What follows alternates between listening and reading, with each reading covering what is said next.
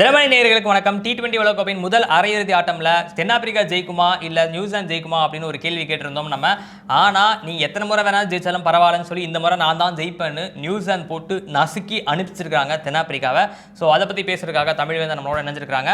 வாங்க நிகழ்ச்சிக்குள்ள போகலாம்.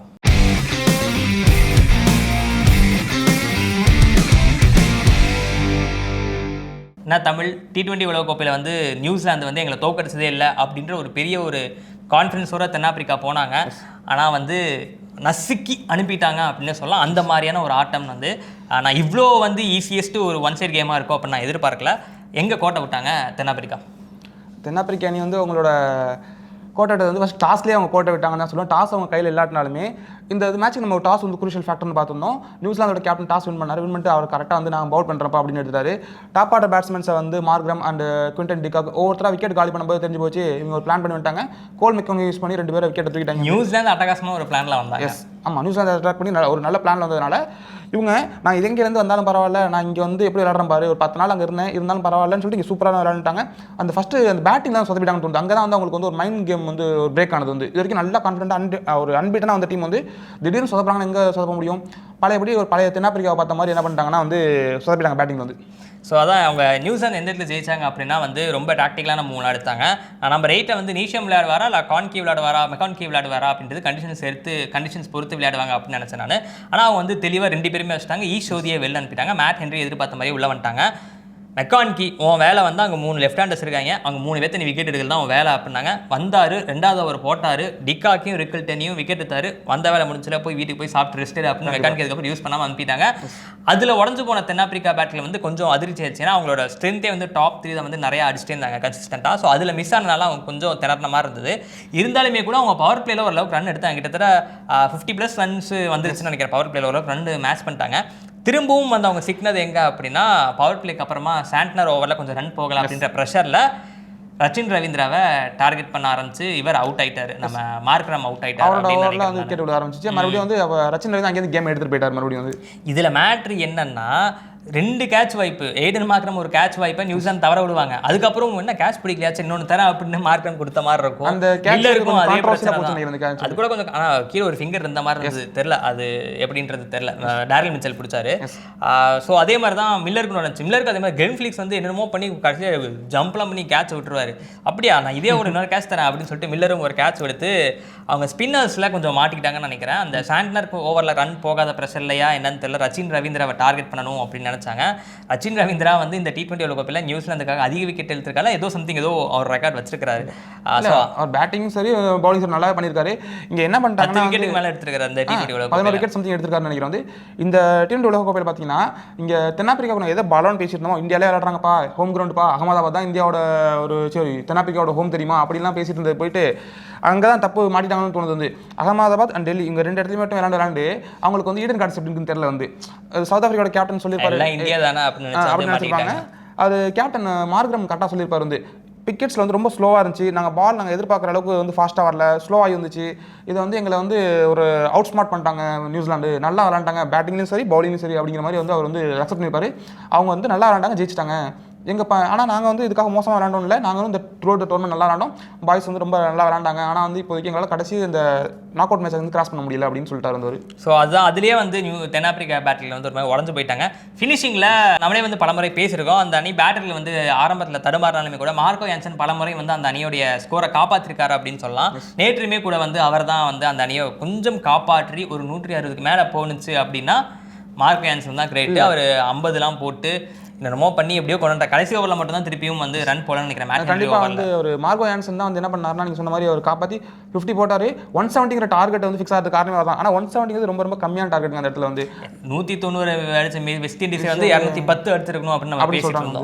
அங்கே 170ங்கிற டார்கெட் வந்து ரொம்ப பிலோ டார்கெட்டாக கொடுத்ததுனால என்ன ஆச்சுன்னா அவங்களால வந்து கண்டெயின் பண்ண முடியல. சரி இங்கே தான் விட்டுட்டாங்க 170. ஒரு சில நேரத்தில் வந்து நாக் அவுட் கேம்ஸ் வந்து ரொம்ப வந்து க்ளோஸாக போகும். ஒரு ப்ரெஷர்லேயே கொஞ்சம். ஆனால் ப்ரெஷரா அப்படின்னா என்ன அப்படின்னு கேட்குற அளவுக்கு 2 பேர் ஆண்டாங்க பாருங்க வந்து Finn Allen and dim Seifert தூள் கிளப்பிட்டாங்க, வேற லெவல் பர்ஃபார்மன்ஸ் பண்ணிட்டாங்க வந்து. நியூசிலாந்துக்கு இந்த உலகக்கோப்பையில் அற்புதமான தொடக்கத்தை கொடுத்தது அவங்க தான். அரையிறுதி மிக முக்கியமான ஆட்டம், அதுலேயும் எந்தவித பதற்றமும் அழுத்தமும் இல்லாமல் அட்டகாசமாக ஒரு தொடக்கம் கொடுத்தாங்கன்னு சொல்லலாம். திரும்பவும் வந்து தென்னாப்பிரிக்கா வந்து அந்த இடத்துல தப்பு பண்ணிட்டாங்க அப்படின்னு நினைக்கிறேன்.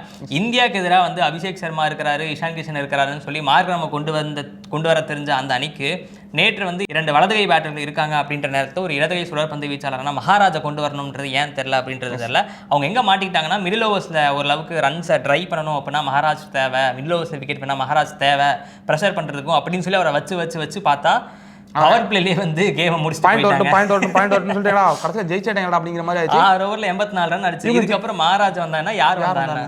ஆக்சுவலாக இங்கே ஜெயிச்சது மட்டும் இல்லைங்க, ஃபினாலில் வந்து நிறைய ரெக்கார்ட்ஸ் பண்ணிட்டாரு வந்து. அதை பார்க்கணும் நம்ம வந்து T20 வேர்ல்டு கப் ஹிஸ்ட்ரியிலேயே ஃபாஸ்டஸ்ட் செஞ்சுரி 33 பால்ஸில் செஞ்சுரி, வெறும் 4 டாட் தாங்க இருக்காரு, வெறும் 4 டாட் பால்ஸ். அப்போ பார்த்தா லிட்டரலாக பார்த்தா 29 பால்ஸில் செஞ்சுரி போட்டிருக்காரு. இதுக்கு முன்னாடி ஃபாஸ்டஸ்ட் செஞ்சுரி யாருன்னு பார்த்தா கிறிஸ் கெயில் அடிச்சிருக்காரு 2016 சம்திங்கில் இங்கிலாந்து கூட அடிச்சிருக்காரு. அது பார்த்தா 47 பால் எடுத்துக்காரு. கிறிஸ் கெயில் 47 பால் எடுத்த இடத்துல எங்கே இருக்குது, இங்கே ஒரு 33 பாலில் வந்து செஞ்சுரி வந்து கம்ப்ளீட் பண்ணியிருக்காரு. நல்லா சூப்பர் பண்ணிட்டாரு. இதே மாதிரி நியூசிலாந்து தான் அதிக சிக்ஸஸ் ஹிட் பண்ணதில் வந்து ஒரு சிங்கிள் எடிஷனில் வந்து இவர் தான் ஒரு ஓவரால் ஃபினாலில் வந்துட்டார். இந்த சிங்கிள் எடிஷனில் இது வரைக்கும் 20 சிக்ஸ் அடிச்சிருக்காரு இந்த டோர்னமெண்ட்டில் மட்டும் வந்து. அதே மாதிரி வேர்ல்ட் கப் நாக் அவுட்ஸில் இந்த அளவுக்கு ஒரு ஹையஸ்ட் ஸ்கோர் அடிச்சது இவர் தான் வந்து. இதுக்கு முன்னாடி தில்சன் வந்து அடிச்சிருக்காரு. அதுக்கப்புறம் வந்து அவர் 96 சம்திங் இருந்தார். இவர் 100 ஃபினிஷ் பண்ணியிருக்காரு. இந்த 100 ஃபினிஷ் பண்ண விதம் பார்த்தீங்கன்னா மார்கோ யான்சன் பவுல் பண்ணுவார், ஜெயிக்கிறது 21 ரன் தேவைப்படும், அவரோட செஞ்சுரிக்கு 24 தேவைப்படும். 4-4-6-6-4 எனக்கு செஞ்சுரி இருந்துச்சு, ஹாப்பிப்பா அப்படிங்கிற மாதிரி அடிச்சா நியூசிலாந்து வின்னு. 4 ரன் அடிச்சா அவருக்கு செஞ்சுரின்ற நேரத்தில் அழகாக ஒரு 4 அடிச்சு மேட்சை முடிச்சிருவாரு ஃபினாலன். ஸோ அதான் வந்து தென்னாப்பிரிக்கா வந்து பேட்டிங்லையும் கோட்டை விட்டாங்க, பந்து வீஸ்லையும் கோட்டை விட்டாங்க. அவங்க இன்னொரு ஸ்ட்ரென்த்தாக நம்ம சொன்னது வந்து எங்கிடி அப்பப்போ ஸ்லோ பால் போடுவார். அவரும் பவர் பிளேயில் ஒரே ஒரு ஓவர் தான் போட்டார். அதுலேயும் அவர் 10 ரன் என்னமோ தான் கொடுத்தாரு. திருப்பி அவருக்கு ஏன் கொடுக்கல அப்படின்றதும் தெரியல. ஃபாஸ்ட்டாக போட்டால் பேட்டுக்கு அவங்களுக்கு அடிக்கிறதுக்கு ஈஸியாக இருக்குன்றதுக்காகவே ஃபாஸ்ட்டாகவே போட்டுருந்தாங்க. பால் ஸ்லோ பண்ணல, ஸ்பின்னர்ஸ் கொண்டு வரல. ஸோ ஏன் எப்படி இந்த தப்பு நான் செஞ்சாங்க அப்படின்றதே வந்து பெரிய ஒரு ஆச்சரியமா இருக்கு, கேள்விக்குறி விமர்சனம் ஆச்சரியமா இருக்கு. இது நமக்கே எப்படி தோணுதுன்னா, இதே தான் வந்து மார்க்ரம் சொல்லியிருக்காரு. இது எங்க மிஸ் ஆனிச்சுன்னு நினைக்கிறீங்கன்னு சொல்லி கேட்கும்போது போஸ்ட் மேட்ச் பிரசன்டேஷன்ல அவர் சொல்லியிருப்பாரு, இது எங்க ஃப்ளா இருந்துச்சுன்னு எங்களால் கண்டுபிடிக்க முடியல, இப்போதைக்கு அது சொல்றது ரொம்ப கஷ்டம், நல்லா விளாண்டுட்டு வந்தோம், இது எங்க மிஸ் ஆனிச்சுங்கிறது எங்களால் வந்து அதே நாங்கள் வந்து ஒர்க் பண்ணணும், எங்க மிஸ் ஆனிச்சுன்னு சொல்றதை காட்டிலும் நியூசிலாந்து பிளேயர்ஸ் வந்து எங்களை வந்து அவுட் ஸ்மார்ட் பண்ணிட்டாங்க, நல்லா விளாண்டாங்க அப்படிங்கிறத வந்து அவர் கிரெடிட்ஸ் கொடுக்க தவிர அவங்க நல்லா விளாண்டாங்க அப்படிங்கிறத சொன்னார் வந்து. ஸோ ஜெயிச்சு முடிச்சதுக்கு அப்புறமா சாண்ட்னருக்கு அப்படி ஒரு மாதிரி ஷார்ட் வச்சிருப்பாங்க, ஏய் நீ ஃபைனல் போயிட்டப்பா அப்படின்னே, அப்படியா சரி ஓகே அப்படின்ற மாதிரி ஒரு ரியாக்ஷன் கொடுத்துருப்பாரு. ஸோ அந்தளவுக்கு அவர் காமாக இருக்கிறாரு. நம்ம இந்த உலகக்கோப்பை ஆரம்பிக்கிறதுக்கு முன்னாடியே வந்து தனிப்பட்ட முறையில் ஃப்ரெண்ட்ஸோட பேசுகிறப்பவும் சரி, நம்மளுமே ஒரு ஷோட ஒரு முறை பேசியிருக்கோம் அப்படின்னு நினைக்கிறேன் நான். நியூசிலாந்தை வந்து நம்ம T20 சீரீஸில் போட்டு பொழந்து கட்டினோம். அப்பவே பயமாக இருந்துச்சு, எனக்கு என்னமோ இவன் தான் பெருசாக ஒரு வேலையை பார்த்து வர போகிறான் அப்படின்ற தாட் வந்துச்சு. இப்போ ஃபைனலுக்கு வந்துட்டாங்க. இந்தியா ஃபைனல் போணுச்சு அப்படின்னா பயமாக தான் இருக்குது. என்ன சாமி நியூசிலாந்து சப்போர்ட்டரா? பயம் இல்லையா? நீங்க சட்டை போடுறத பார்த்தா சப்போர்ட் பண்ற மாதிரில தெரியுது வந்து. சப்போர்ட் பண்ணலாம் தப்பு இல்லைங்க, என்ன அடி அடிச்சிருக்காங்க. சரி ஓகே, எனக்கு இந்த இடத்துல நான் எதுக்கு ஒத்து போனா வரட்டும், நியூசிலாந்து ஃபைனல் வந்து ஜெயிச்சாலும் எனக்கும் சந்தோஷம். ஏன்னா வந்து இந்தியா ஜெயிக்கணுங்கிறது என்னோட விருப்பம். நியூசிலாந்து ஜெயிச்சா ஏன் சந்தோஷம்னா ஃபர்ஸ்ட் டைம் கப்பு வாங்க போறாங்க, அவங்க ஜெயிச்சா வந்து நல்லதான் அப்படிங்கிற எனக்கும் இருக்கு. இன்னொன்று மிச்சல் சாண்டா வந்து அவங்க டீம் வந்து எஃபர்ட் போடாமல் இல்லை, எல்லாமே வந்து அவங்களும் எஃபர்ட்ஸ் போட்டு நிறைய முயற்சி எடுத்து வராங்க. அதனால அவங்க ஜெயிச்சாலும் சந்தோஷம். 2 பேரும் யார் ஜெயிச்சாலுமே ஓகே, இந்தியா ஜெயிச்சாலும் ஓகே, வந்து ஜெயிச்சாங்க நான் சொல்றேன். அதே மாதிரி வந்து நியூசிலாந்து ஜெயிச்சாலும் வந்து எனக்கு சந்தோஷம் தான் வந்து. ஸோ பார்க்கலாம், நியூசிலாந்து வந்து இறுதி சுற்றுக்கு தகுதி பெற்றிருக்கிறாங்க. ஸோ அவங்க பலம் வாய்ந்த அணியாக இருக்காங்க அப்படின்னே நம்ம சொல்லலாம். குரூப் அதாவது சூப்பர் 8 சுற்றில் வந்து அவங்க ஒரே ஒரு வெற்றியோடு தான் வராங்க. ஸோ ஜெயிச்சு வந்திருந்தா மாறலாக ஒரு பாசிட்டிவாக ஃபீல் பண்ணியிருப்பாங்க அப்படின்னு தமிழ்லாம் சொன்னார். அட போங்கடா போடலாங்க அப்படின்னு சொல்லிட்டு ஜெயிச்சாலும் தோத்தாது உள்ளே வந்துட்டோம்ல, இப்போ ஆடுறோம் ஆட்டம் அப்படின்னு சொல்லி ஆடி இறுதி சுற்றுக்கு வந்திருக்கிறாங்க. ஒருவேளை இறுதி சுற்றுக்கு இந்தியா போதோ இங்கிலாந்து போதோ அப்படின்றது தெரில. இந்த அணி வந்தாலும் நியூசிலாந்து இதே பலத்தனம் விளையாடி கோப்பையை அடிப்பாங்களா மாட்டாங்களா அப்படின்றத கீழே கமெண்ட் பண்ணுங்க. வேறொரு நிகழ்ச்சியில் மீண்டும் சந்திக்கிறோம். நன்றி, வணக்கம். What is that strength that brings women together and helps them move forward? Self-help groups. Central Bank of India, under DAY NRLM, provides financial support to self-help groups and through sent Nari Shakti to their members.